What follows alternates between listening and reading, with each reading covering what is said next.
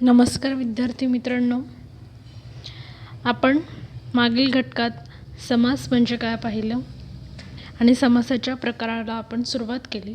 त्यात आपण अव्ययभाव समास, तत्पुरुष समास आणि द्वंद्व समास या 3 प्रकारांचा अभ्यास केला. आज आपण बहुव्रीही समास म्हणजे काय ते पाहणार आहोत. आता समास हा प्रकार स्क्रीनवर बघा. समास म्हणजे काय? शब्दांच्या एकत्रीकरणाला समास असे म्हणतात, बरोबर. आणि अशा एकत्रीकरणाने जो शब्द तयार होतो त्याला आपण काय म्हणतो? सामासिक शब्द असे म्हणतो. तर बघा, एक तक्ता दिलेला आहे खाली. त्यात दिलेलं आहे की पदप्राधान्य, समासाचे नाव आणि उदाहरणे. आता बघा स्क्रीनवर बघा तुम्ही. समासात कमीत कमी किती शब्द असावे लागतात? 2 शब्द असावे लागतात. आणि प्रत्येक शब्दाला आपण काय म्हणतो? पद असे म्हणतो. त्यापैकी 2 पदांपैकी कोणत्या पदाला प्राधान्य आहे, म्हणजे कोणत्या शब्दाला प्राधान्य आहे, यावरून समासाचे 4 प्रकार हे पडतात. मग तक्त्यामध्ये बघा की आपण 4 प्रकारांचा अभ्यास या इयत्तेत करणार आहोत. त्यापैकी तुम्हाला अव्ययभाव समास म्हणजे काय हे माहिती आहे, तत्पुरुष समास म्हणजे काय ते माहिती आहे, द्वंद्व समासाचा अभ्यास आपण केलेला आहे. आज आपण बहुव्रीही समास म्हणजे काय ते पाहणार आहोत. तर तक्त्यामध्ये बघा, अव्ययभाव समास जो आहे त्यात पहिले पद हे काय असते? प्रधान असते. म्हणजे पहिल्या शब्दाला काय असतं? प्राधान्य असतं. तत्पुरुष समासात काय असतं? दुसरे पद हे प्रधान असते. म्हणजे दुसऱ्या पदाला काय असतं? प्राधान्य हे असतं. द्वंद्व समासात काय होतं की दोन्ही पदांना काय असतं? प्राधान्य हे असतं. आणि बहुव्रीही समास जो आहे, जो समासाचा 4था प्रकार आहे, तो आपण आज पाहणार आहोत. तर त्याची सुरुवातीला ओळख बघा की दोन्ही पदातून तिसऱ्याच पदाचा बोध होतो. म्हणजे काय असतं ते? बहुव्रीही समास. मग त्या बहुव्रीही समासाची उदाहरणं काय दिलेले? अथांग आणि सनाथ, बरोबर. आता ह्या बहुव्रीही समासाचं आपण व्याख्येद्वारे उदाहरण बघू, मग तुम्हाला समजेल की बहुव्रीही समास म्हणजे काय. स्क्रीनवर बघा तुम्ही आता बहुव्रीही समास दिसतंय तुम्हाला. बहुव्रीही समास, त्या बहुव्रीही समासात दिलेला आहे खालील उदाहरणे अभ्यासा आणि त्यातील सामासिक शब्द अधोरेखित करा. उदाहरण किंवा वाक्य दिल्यानंतर तुम्हाला एक गोष्ट लक्षात घ्यायची की तुम्हाला सुरुवातीला तो सामासिक शब्द काय करायचा आहे? लक्षात घ्यायचा आहे. आणि सामासिक शब्द लक्षात घेतल्यानंतर त्या सामासिक शब्दाचे वैशिष्ट्य तुम्हाला अभ्यासायचे आहे. आणि ती वैशिष्ट्ये अभ्यासल्यानंतर तुम्हाला काय करायचं आहे? तो समासाचा प्रकार हा ओळखायचा आहे. आता हे उदाहरण बघा. खालील उदाहरणे अभ्यासा व त्यातील सामासिक शब्द अधोरेखित करा. पहिलं उदाहरण काय आहे? कृष्णा हा माझा सहाध्यायी आहे, बरोबर. दुसरं उदाहरण काय आहे? काल रात्री आमच्या परिसरात नीरव शांतता होती. आणि तिसरं उदाहरण काय आहे? रावणाला दशमुख असेही संबोधले जाते. मग बघा, कृष्णा हा माझा सहाध्यायी आहे. या वाक्यात सामासिक शब्द कुठला आहे? सहाध्यायी, बरोबर. दुसरं उदाहरण बघा. काल रात्री आमच्या परिसरात नीरव शांतता होती. सामासिक शब्द तुम्हाला सुरुवातीला ओळखता यायला पाहिजे. सामासिक शब्द जर तुम्ही ओळखला म्हणजे तुम्हाला आपोआपच तो समासाचा प्रकार हा ओळखता येईल. या वाक्यात सामासिक शब्द कुठला दिसतोय तुम्हाला? नीरव. कुठला? नीरव. आणि तिसरं वाक्य बघा. रावणाला दशमुख असेही संबोधले जाते. काय आहे मग शब्द? दशमुख. आता या शब्दांचे अर्थ आपण बघू. बघा, सहाध्यायी म्हणजे जो माझ्यासह अध्ययन करतो असा तो. म्हणजे कोण? कृष्ण. आलं लक्षात? तर कृष्णा या शब्दाचा वापर इथे केलेला आहे. कृष्णा हा माझा सहाध्यायी आहे. म्हणजे सहाध्यायी या शब्दाचा आपण अर्थ काय काढला? जो माझ्यासह अध्ययन करतो असा तो. म्हणजे कोण? कृष्णा, बरोबर. नीरव. नीरव या शब्दाचा अर्थ काय होतो? वाक्यातील दुसरा शब्द काय आहे? नीरव. काय आहे त्या शब्दाचा अर्थ? अजिबात आवाज जिथं येत नसतो, म्हणजे जिथे फार काय असते? शांतता असते. काल रात्री आमच्या परिसरात नीरव शांतता होती. नीरव म्हणजे का? जिथे अजिबात आवाज येत नसतो. आलं लक्षात? म्हणजे त्या शब्दाचा इथे अर्थ न देता तो पर्टिक्युलर किंवा तो शब्द तिथं काय केलेला आहे? या समासात, बहुव्रीही समासात काय केलेला आहे? वापरलेला आहे. तिसरं वाक्य काय होतं आपलं? रावणाला दशमुख असेही संबोधले जाते. दशमुख या शब्दाचा अर्थ काय आहे? बघा स्क्रीनवर. 10 मुखे आहेत ज्याला असा तो, म्हणजे कोण? रावण. रावणाला 10 मुख असतात ना, 10 तोंड असतात ना, म्हणून त्याला काय म्हटलेलं आहे? दशमुख. ते दशमुख या शब्दाचा अर्थ काय होतो? 10 मुख आहेत ज्याला असा तो. मग कोण? रावण. आलं लक्षात? म्हणजे तर व्याख्या आपण बघू की ज्या सामासिक शब्दातील दोन्ही पदे गौण म्हणजे कमी महत्त्वाची असून त्या पदाऐवजी तिसऱ्याच पदाचा बोध होतो त्यास काय म्हणतात? बहुव्रीही समास. आलं लक्षात? म्हणजे ज्या सामासिक शब्दातील, आता दशमुख हा शब्द घ्या. दशमुख या शब्दाचा अर्थ, याची फोड तर काही करता येत नाही, पण अर्थ काय होतो? 10 मुखे आहेत ज्याला असा तो, म्हणजे कोण?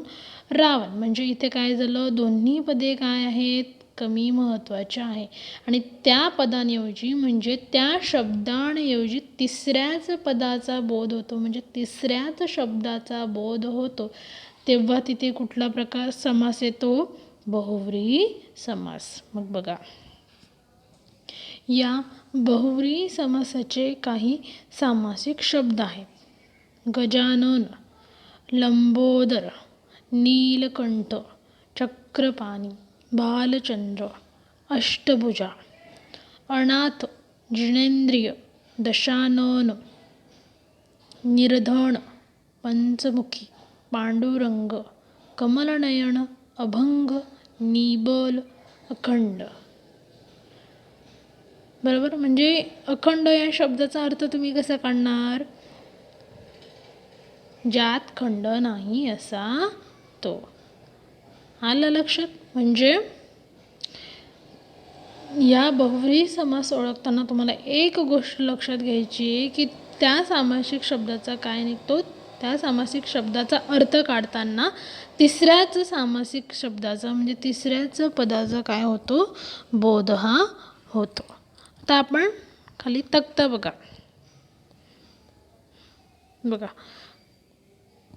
मग आपण ह्या समासाची वैशिष्ट्ये बघू की बहुव्रीही समासाची वैशिष्ट्ये म्हणजे काय. की पहिलं वैशिष्ट्य काय दिले आहे त्यांनी? की दोन्हीही पदे महत्त्वाची नसून या दोन्ही पदांशिवाय तिसऱ्याच एकाच पदाचा बोध हा होतो. आलं लक्षात?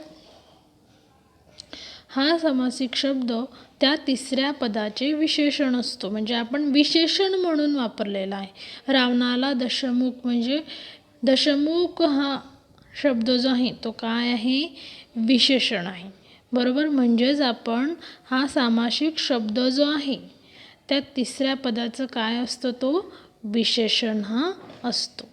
आणि तिसरं वैशिष्ट्य काय आहे? की या सामासिक शब्दाचा विग्रह करताना गाळलेली पदे योजावी लागतात. म्हणजे आपण गाळलेली पदे काय करतो आहेत? योजावी लागतात. म्हणजे बरोबर काय करावं लागतं आपल्याला? तो शब्द हा तयार करावा लागतो. म्हणजे पूर्ण शब्द, आता नीरव हा शब्दाऐवजी आपण अजिबात शांतता नव्हती असं सुद्धा वापरलं असतं, पण आपण तिथे काय वापरतो आहे? त्या शब्दाचा काय वापरतो आहे आपण? विशेषण वापरतो. मग नीरव हे काय झालं? विशेषण. आता त्यांनी उदाहरण दिलेलं आहे. निष्कलंक. निष्कलंक या शब्दाचा अर्थ काय होतो मग? नाही कलंक ज्याला अशी ती व्यक्ती. कोण असतं? व्यक्ती. नीलकंठ म्हणजे निळा आहे कंठ, निळा आहे कंठ ज्याचा असा तो, म्हणजे कोण? शंकर. आलं लक्षात? शंकराला आपण काय संबोधतो? नीलकंठ. आता खाली म्हणजेच पुन्हा आपण व्याख्या बघू की ज्या सामासिक शब्दातील दोन्ही पदे महत्त्वाची नसून या 2 पदांशिवाय तिसऱ्याच काय होतो? एका पदाचा बोध हा होतो. दिलेला सामासिक शब्द काय करतो? त्या तिसऱ्या पदाचे काय असते? ते विशेषण असते. तेव्हा तो कुठला समास होतो? बहुव्रीही समास. आलं लक्षात? बहुव्रीही समास म्हणजे काय? की त्या दोन्ही पदांचं कमी महत्त्व असून त्या पदाऐवजी तिसऱ्याच पदाचा बोध असतो आणि जो तिसरा पद असतो तो काय असतो? विशेषण असतो. तेव्हा कुठला समास तयार होतो? बहुव्रीही समास. आता खाली तक्ता दिलेला आहे, तो तक्ता आपण सोडवण्याचा प्रयत्न करू. बघा, खालील तक्ता पूर्ण करा. सामासिक शब्द तुम्हाला दिलेला नाही आहे, तो तुम्हाला बनवायचा आहे. त्याचा विग्रह मात्र दिलेला आहे. बघा, मग परीक्षेला सुद्धा असंच तक्ता येऊ शकतो किंवा शब्द येऊ शकतो किंवा वाक्य येऊ शकतो. त्या वाक्यानुसार तुम्हाला काय करायचं आहे? समासाचा प्रकार हा ओळखायचा आहे. मग सामासिक शब्द बघा, सामासिक शब्द त्यांनी आता ह्या तक्त्यामध्ये दिलेला नाही आहे, पण त्याचा विग्रह कसा केलेला आहे? निघून गेले आहेत प्राण त्याचे असा तो. म्हणजे काय येणार? निष्प्राण. काय? निष्प्राण. त्या निष्प्राण या शब्दाचा विग्रह कसा होतो मग? निघून गेले आहेत प्राण ज्याचे असा तो. आलं लक्षात? पहिलं उदाहरण, पहिला शब्द. दुसरा शब्द बघा, नीरस. नीरस म्हणजे काय? बरोबर, निघून गेला आहे ज्यातून रस असे ते. काय? नीरस म्हणजे नीरस, रस नाही ज्याला असा तो, असं पण तुम्ही लिहू शकता. विग्रह करताना तुम्हाला लक्षात घ्यायचं, निष्प्राण या शब्दाचा विग्रह कसा केला आपण? निघून गेले आहेत प्राण ज्याचे असा तो. म्हणजे काय? निष्प्राण. नीरस, निघून गेला आहे ज्यातून रस असे ते. आपण नी-वर्ण अजून एक उदाहरण घेऊ शकतो. निर्धन म्हणजे धन नाही ज्याच्याकडे असा तो. कोण? निर्धन. आलं लक्षात? तिसरं उदाहरण बघा. आता तिसऱ्या उदाहरणात काय दिलेलं आहे? विग्रह त्यांनी दिलेला आहे आणि समासाचा शब्द तुम्हाला काय करायचा आहे? ओळखायचा आहे. आता विग्रह त्यांनी कसा दिलेला आहे? प्रमाणासह आहे जे ते. म्हणजे काय? प्रमाणासह आहे जे ते म्हणजे काय? सप्रमाण. काय? सप्रमाण. स हा शब्द आपण वापरलेला आहे. प्रमाणासह जे आहे ते. आलं लक्षात? कसा शब्दाचा विग्रह केला आपण? आता चौथा जो सामासिक शब्द आहे, आता गोपाल. गोपाल म्हणजे काय? बरोबर, जो गायीचे पालन करतो, बरोबर, त्याला काय म्हणतात? गोपाल असे म्हणतात. कृष्णाला सुद्धा काय म्हणतात? गोपाल असे म्हणतात.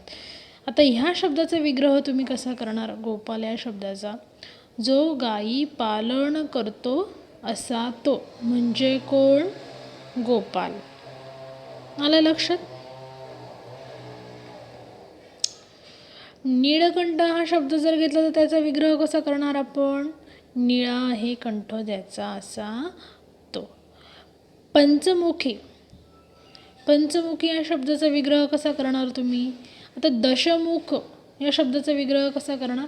10 मुखे आहेत ज्याला असा तो. मग पंचमुखी म्हणजे 5 मुखे आहेत ज्याला असा तो. म्हणजे कोण? पंचमुखी. बरोबर? आलं लक्षात? बरोबर. दशमुख, पंचमुख. आता पुढचा शब्द घ्या, 5वं उदाहरण घ्या. त्या 5व्या शब्दात तुम्हाला काय दिलेला आहे? विग्रह दिलेला आहे. बघा, मग विग्रह काय दिलेला आहे? माशासारखे आहेत डोळे जिचे अशी ती. जिचे डोळे माशासारखे असतात त्या व्यक्तीला आपण कुठलं विशेषण वापरतो मग? मीनाक्षी. काय? मीनाक्षी. आलं लक्षात? म्हणजे माशासारखे आहेत डोळे जिचे अशी ती कोण? मीनाक्षी. आलं लक्षात? 5वं उदाहरण, 5वा सामासिक शब्द, त्याचा विग्रह कसा केलेला आहे आणि विग्रहातील शब्द तुम्हाला कसा ओळखायचा आहे. आणि 6वा जो शब्द आहे बघा, 6वा शब्द काय दिलेला आहे? षडानन. षडानन. आता क्ष हा शब्द आलेला आहे, षटकोणाचा क्ष, बरोबर. म्हणजे 6 आनन. 6 आनन आहेत ज्याला असा तो षडानन. आनन म्हणजे काय रे? आनन म्हणजे काय असतं? मुखे. म्हणजे ज्याला 6 मुखे आहेत असा तो म्हणजे कोण? षडानन. पंचमुखी म्हणजे कोण? ज्याला 10 मुख आहेत, बरोबर. दशानन म्हणजे पण काय होईल? ज्याला 10 मुखे आहेत. आणि दशमुख म्हणजे पण काय होईल? ज्याला 10 मुखे आहेत असा तो. मग षडानन या शब्दाचा अर्थ कसा होईल? विग्रह कसा होईल? 6 आनन म्हणजे 6 मुखे. आनन या शब्दाचा काय अर्थ होतो? मुखे. ज्याला 6 मुखे आहेत असा तो कोण? षडानन. म्हणजे बहुव्रीही समासात तुम्हाला दोन्ही पदे महत्त्वाचे नसून त्या दोन्ही पदांशिवाय काय करायचं आहे? तिसऱ्याच एका पदाचा बोध होतो, हे लक्षात घ्यायचं आहे. आणि तो जो तिसरा शब्द आहे, बरोबर, तो काय आहे? विशेषण आहे. आलं लक्षात? उदाहरण पुन्हा हा तक्ता रिवाईज करू म्हणजे तुम्हाला लक्षात येईल. बघा, निघून गेले आहेत प्राण ज्याचे असा तो कोण? निष्प्राण. दुसरं उदाहरण बघा, नीरस म्हणजे निघून गेला आहे ज्यातून रस असे ते काय? नीरस, बरोबर. तिसरं उदाहरण बघा, प्रमाणासह आहे जे ते म्हणजे काय? सप्रमाण. तक्त्यामध्ये बघा तुम्ही, बरोबर. पहिला आहे निष्प्राण, दुसरा आहे नीरस, तिसरा आहे सप्रमाण, चौथा आहे गोपाल. गोपाल या शब्दाचा अर्थ काय दिलेला आहे त्यांनी? जो गायी पालन करतो असा तो. आलं लक्षात? 5वं बघा काय दिलेलं आहे? मीनाक्षी म्हणजे माशासारखे आहेत डोळे जिचे अशी ती. आलं लक्षात? षडानन म्हणजे 6 आनन म्हणजे 6 मुखे आहेत ज्याला असा तो. अशा प्रकारे तुम्हाला बहुव्रीही समास काय करायचा आहे? ओळखायचा आहे. म्हणजे आज आपण काय शिकलोत? समासाचा 4था प्रकार हा शिकलोत, बहुव्रीही समास, त्याची वैशिष्ट्ये आणि तो कसा ओळखायचा असं. आता एकंदरीत तुम्हाला समास या प्रकारात काय करायचं आहे? समासाचे प्रकार ओळखायचे आहेत, समासाच्या प्रकाराचे वैशिष्ट्य ओळखायचे आहेत. समास ओळखताना तुम्हाला काय करायचं आहे? समासाचा प्रकार हा त्याच्या वैशिष्ट्यानुसार ओळखता आला पाहिजे. अशा प्रकारे आपण आपल्या इयत्ता 12वीतील व्याकरणातील दुसरा घटक जो आहे, काय होता आपला दुसरा घटक? समास. पहिला घटक काय होता आपला? वाक्य रूपांतर आणि वाक्याचे प्रकार, जे मागील व्हिडिओमध्ये आपण काय केलेले आहेत? पाहिलेले आहेत, बरोबर. मग त्या मागील व्हिडिओमध्ये आपण वाक्य आणि वाक्याचे प्रकार पाहिले. त्यानंतर आपण समास या प्रकाराला प्रकरणाला सुरुवात केली. मग समास या प्रकरणात आपण सुरुवातीला तर समास म्हणजे काय ते शिकलोत, त्यातील सामासिक शब्द म्हणजे काय ते शिकलोत, आणि सामासिक शब्दाचा विग्रह म्हणजे काय ते शिकलोत. मग तुम्हाला ते समासाचे प्रकार कसे ओळखायचे त्याबद्दल आपण काय केलं? एक एक प्रकार घेतला आणि त्या प्रकारातील उपप्रकारांचा सुद्धा काय केला? आपण अभ्यास हा केला. मग ह्या इयत्तेत तुम्हाला किती प्रकारांचा अभ्यास करायचा आहे? समासाचा 4 प्रकारांचा. अव्ययीभाव समास, तत्पुरुष समास, बरोबर, द्वंद्व समास आणि बहुव्रीही समास. त्यातील अव्ययीभाव समास आणि बहुव्रीही समासाचे उपप्रकार आहेत का? नाही आहेत. उपप्रकार कोणाचे आहेत मग? द्वंद्व समास आणि तत्पुरुष समास. तत्पुरुष समासाचे उपप्रकार कुठले आहेत मग? विभक्ती तत्पुरुष समास, कर्मधारय समास आणि द्विगु समास, असे 3 प्रकार आहेत. आणि द्वंद्व समासाचे किती प्रकार आपण शिकलो? 3. इतरेतर द्वंद्व, वैकल्पिक द्वंद्व आणि समाहार द्वंद्व. तुम्हाला लक्षात काय घ्यायचं आहे? सुरुवातीचा मुद्दा म्हणजे समास, समासाचे प्रकार आणि त्याचे वैशिष्ट्य. त्याची वैशिष्ट्य का तुम्हाला एकदा ओळखता आली म्हणजे समासाचे प्रकार काय करता येईल? तुम्हाला आपोआप ओळखता येईल. हा जो समास हा प्रकार आहे तो तुम्ही अतिशय निरखून वाचा. एकदा वाचा, तुम्हाला समजणार नाही. 2दा 3दा वाचा, पण चौथ्यांदा मात्र उदाहरणं वाचत वाचत तुम्हाला काय कळेल? आपोआप तुम्हाला लक्षात येईल. आणि हा जो प्रकार तुम्ही जर आतापासूनच डिटेलमध्ये अभ्यास केला तर तुम्हाला तो भविष्यातही काय करेल? उपयोग त्याचा होईल. आलं लक्षात? त्यामुळे या समासाचं तुम्ही 2-3 वेळा रिव्हिजन करा. 2-3 वेळा तो पाठ वाचा. पाठ्यपुस्तकातील उदाहरणं अतिशय सोप्या पद्धतीने दिलेले आहेत आणि शिकवतानाही मी पाठ्यपुस्तकातील उदाहरणांचाच वापर केलेला आहे, कारण तुम्हाला समजावं म्हणून. तर अशा प्रकारे आपण समास हा प्रकार काय केलेला आहे, इथे आपला हा प्रकार संपलेला आहे. आपण पुढच्या व्हिडिओमध्ये पुढच्या प्रकरणाला सुरुवात करू. धन्यवाद.